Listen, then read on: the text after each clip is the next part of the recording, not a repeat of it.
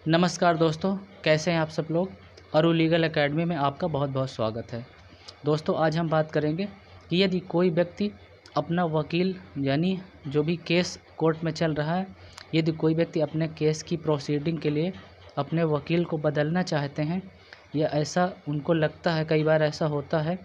कि किसी व्यक्ति को ये लगता है कि उनका वकील जो खिलाफ़ पार्टी है उनसे मिल गए हुए हैं और आपके केस की ठीक से पैरवी नहीं कर रहे हैं, तो आप यदि अपने वकील को बदलना चाहते हैं तो उसके लिए क्या आपका कानूनी अधिकार है और किस प्रकार से बदल सकते हैं, इस बारे में बात करते हैं। फ्रेंड्स, वीडियो को स्टार्ट करने से पहले मैं आपसे एक रिक्वेस्ट करूंगा कि आप चैनल पर नए हैं यानी चैनल को पहली बार देख रहे हैं तो आप मेरे चैनल को सपोर्ट करने के लिए चैनल को सब्सक्राइब कर लीजिए और बेल आइकन प्रेस कर लीजिए। तो चलिए फ्रेंड्स, बात करते हैं यदि कोई व्यक्ति अपने केस में वकील बदलना चाहते हैं तो किस प्रकार से बदल सकते हैं। फ्रेंड्स, वैसे तो बहुत सारे ऐसे मामले आते हैं जिनमें किसी भी व्यक्ति को ये लगता है कि उनका वकील खिलाफ़ पार्टी से मिल गया हुआ है,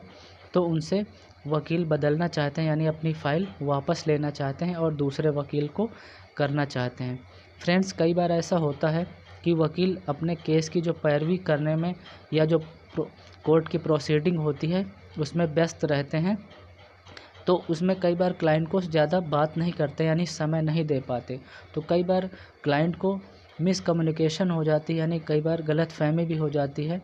कि उनको संदेह होने लगता है कि हमारा वकील हमारे लिए ठीक प्रकार से काम नहीं कर रहे हैं यानी हमारे केस पर ध्यान नहीं दे रहे हैं और खिलाफ़ पार्टी से मिल गए हुए हैं। तो अगर इस तरह का डाउट है तो उनसे एक बार बात कर लीजिए। कई बार फ्रेंड्स ऐसा होता है, कुछ जो भी एडवोकेट होते हैं वो रिजर्व नेचर के होते हैं, थोड़ा सा कम बात करते हैं और अपने काम पर पूरा उनका फोकस होता है और क्लाइंट जैसे उनके पास जाते हैं तो वो ज़्यादा उनसे कम बात करते हैं, लेकिन उनका केस पे पूरा फोकस होता है और अच्छे प्रकार से अपने जो केस की पैरवी करते हैं। तो फ्रेंड्स, उनसे एक बार बात कर लीजिए कि आपके जो वकील हैं उनके बारे में जान लीजिए और उनसे कॉन्टैक्ट नंबर ले लीजिए और उनसे प्रॉपर बात करते रहिए और केस के बारे में थोड़ी थोड़ी जानकारी उनसे लेते रहिए। तो आपको बिल्कुल पता चल जाएगा कि उनका रिजर्व नेचर है, वो कम बात करते हैं या कितना आपके केस में अच्छे प्रकार से पैरवी करते हैं या नहीं। अगर फिर भी उसके बाद भी फ्रेंड्स आपको लगता है कि आपको वकील बदलना ज़रूरी है, तो उसके लिए मैं आपको बताना चाहता हूँ कि उसके लिए करना ये आपको होगा, आपको पूरी तरीके से आप संतुष्ट हो गए हैं कि अब फाइनली आपको वकील बदलना ही है, तो जो आपके वकील केस की पैरवी कर रहे हैं उनको क्लियर निर्देश दे दीजिए कि अब हम अपने केस की पैरवी आगे आपसे नहीं चाहते हैं और हम अपने केस की जो फ़ाइल है वो आपसे लेना चाहते हैं, फ़ाइल वापस दे दीजिए, हम कोई दूसरा वकील अपने केस के लिए करना चाहते हैं।